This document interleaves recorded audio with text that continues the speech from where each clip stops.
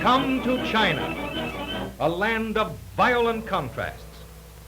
Here we see the perfumed Tower of Buddha, with its graceful pagoda roofs built on a solid base of stone, towering above a veritable garden in Wonderland.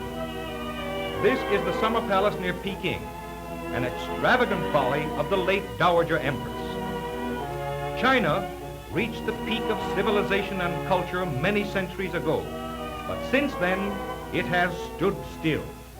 It is a land of unchanging traditions, where fabulous riches rub elbows with unbelievable squalor and poverty. On the canals and rivers of China, coolies patiently eke out their precarious living by fishing, transporting passengers or merchandise in their crude homemade boats.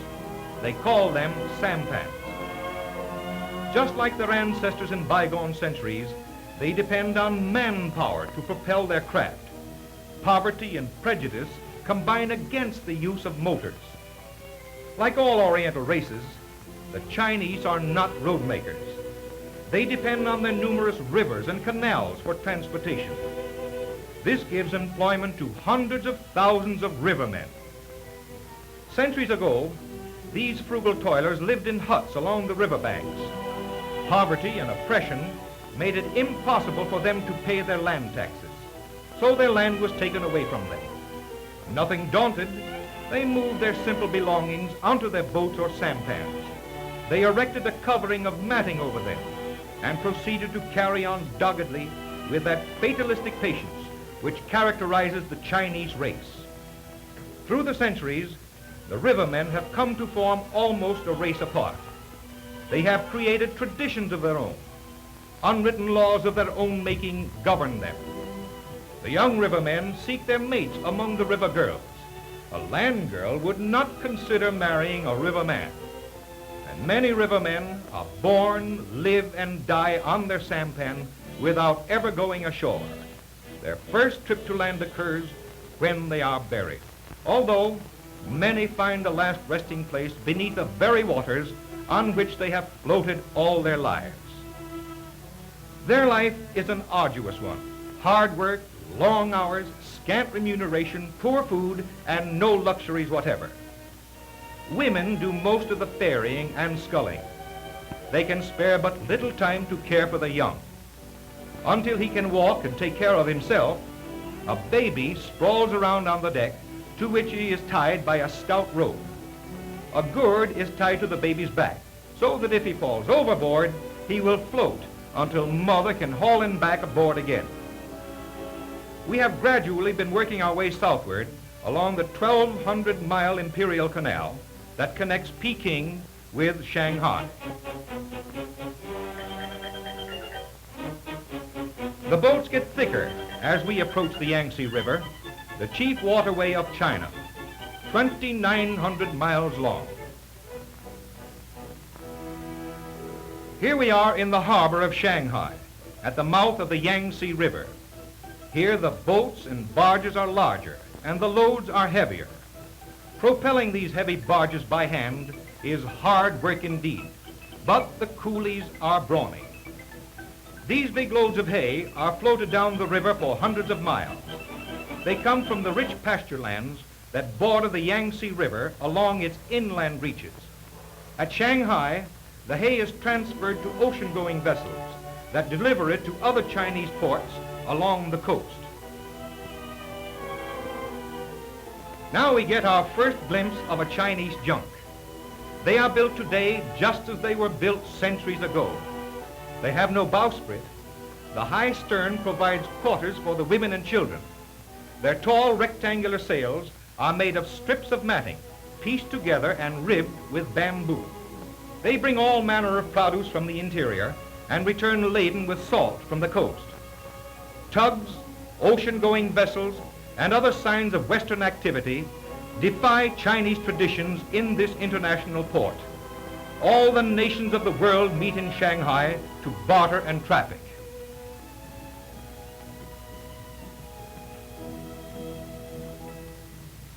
This is not a sports event.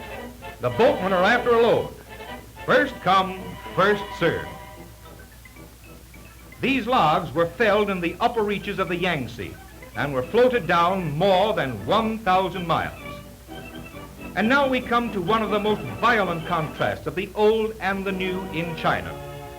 A modern bridge with trolley cars, and beneath it, a floating city of sampans, barges, and junks, all huddled together in a dense mass, just as Marco Polo saw them more than 600 years ago. The simple needs of this floating population are all supplied from boats. They do not have to go ashore. Wedding barges, funeral barges can be hired for the occasion. There are floating theaters and restaurants where prosperous landlubbers may come to feast and to be entertained by sing-song girls. Once in a while, the peace and quiet of this hive of human beings is disturbed by the clamor of many voices when some inside boat tries to worm its way out into the stream. Hens seem to be quite as industrious in China as they are elsewhere. They also lay their eggs in the same old-fashioned way. These boats are stocking up at a shore market and will soon wriggle their way through the sampans to sell their wares to the boatmen who never go ashore. These barges are preparing to transfer their loads to one of the warehouses on shore. And what flimsy structures they are. You know, I could not help wondering what would happen if some Chicago cow kicked over a lantern in all this dry timber. Another fire, and a fierce one. The riverman's fare is simplicity itself. Tea and rice, rice and tea, with an occasional interlude when they are able to pick up some rubbish thrown out by steamers. Sometimes 3 generations are found living happily in the cramped quarters of a junk. The senior member rules supreme. The rest of the family never question his authority. We can understand in a way how Oriental fatalism and patience may have helped these industrious but unprogressive rivermen to accept their poverty and lack of comfort with resignation. But our Western minds, so intent on fighting all kinds of germs, cannot understand by what magic these rivermen are able to keep healthy and reach a ripe old age, living as they do under such filthy and unsanitary conditions. Their homes are on the river. The air they breathe is tainted with its smell. Into the river they cast their refuse. In it they wash their clothes and their pots and pans. In it they bathe occasionally. Human bodies and carcasses of dead animals float around. And the river water is what they cook with. It is the water they drink with impunity, and it would seem almost with relish. I am amazed at the fortitude and endurance of these simple and good-natured rivermen. In spite of their pitiful environment, however, they seem happier and healthier than many of us who live in hygienic luxury. As I look upon them, I murmur to myself, East is East and West is West. They may meet, but they never can blend. And so with my Western complexes, I turn back to the perfume tower of Buddha and feast my eyes once more on the beauty of stately palaces. The Chinese monuments are quite different from our own. They are built today in the same design that prevailed many centuries ago. Their design is inspired by religious and philosophical ideas which have their roots in most ancient traditions. I may not be able to fathom their mystic meaning, but they stir my imagination and present to me an enchanting picture as I bid farewell to the realm of Cathay.